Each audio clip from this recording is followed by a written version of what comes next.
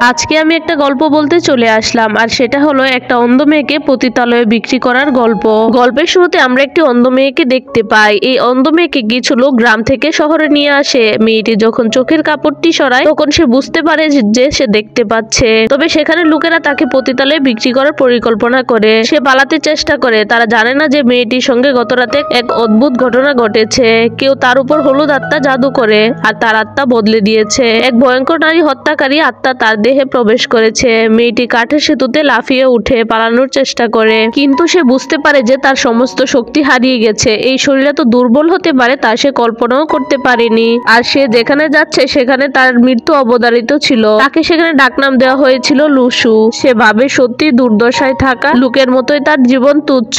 এই অন্ধ মেয়েটি, যার এমন কোনো নামও ছিল না, পতিতালয়ের ম্যানেজার তাকে গোসল করানোর জন্য নিয়ে যেতে চায়, কিন্তু লুসু ঘুরে দাঁড়িয়ে তার হাত ধরে ফেলে। ম্যানেজার অবাক হয়ে যায়, ভাবে এই মেয়েটি হয়তো নাচতে পারে। লুসু মনে মনে হেসে বলে, যদি আর একটু শক্তি থাকতো তবে এই মহিলার হাত ইতিমধ্যে আমি কয়েক টুকরো করে ফেলতাম। ম্যানেজার তাকে নিয়ম শিখাতে শুরু করে, হুমকি দেয় যে অতিথিদের সঙ্গে এমন ব্যবহার করলে মৃত্যু অবধারিত। এই পতিতালয়ে আসা লোকেরা সবাই বড়লোক এবং এমনকি একজন অকর্মা যুবকও এখানকার নিয়মিত অতিথি। এই যুবক 12 জন গুরু থেকে যুদ্ধ শিক্ষা নিতে চেয়েছিল, কিন্তু সবাই তাকে ছুঁড়ে ফেলে। সে তার ছোটবেলার বন্ধুদের সঙ্গে ঘুরে বেড়াতো।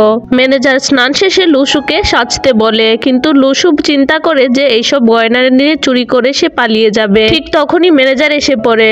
লুসু তখনই তাড়াতাড়ি করে চোখের কাপড়টি পরে অন্ধ হওয়ার ভান করতে চায়, কিন্তু তাড়াহুড়োতে চোখের কাপড়টি খুলে যায়। ম্যানেজার হতবাক হয়ে দেখে যে এই অন্ধ মেয়ে দেখতে পাচ্ছে। লুসু এক মুঠো গন্ধযুক্ত গুঁড়া ম্যানেজারের মুখে ছুঁড়ে মারে এবং গয়নাগুলো নিয়ে পালিয়ে যায়। ম্যানেজার চিৎকার করে সবাইকে ডাকতে শুরু করে।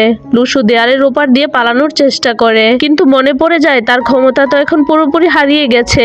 লুসু একটি ঘরে লুকিয়ে পড়ে এবং দ্রুত দ্বিতীয় তলায় উঠে বাইরে কি হচ্ছে তা দেখতে শুরু করে। হঠাৎ পেছনে তাকে কেউ ডাকে। ওই অকর্মা যুবক তার দিকে তাকিয়ে বলে, আজ একজন নাচতে পারা অন্ধ মেয়ে এসেছে, সে কি তুমি? লুসু তার হাত সরিয়ে দেয় এবং টেবিলের উপরের একটি কাঁকড়ার পা তুলে যুবকের গলায় ধরে বলে, শব্দ করলেই বিপদ। যুবক তাকে জিজ্ঞেস করে, তোমার নাম কি লুসু?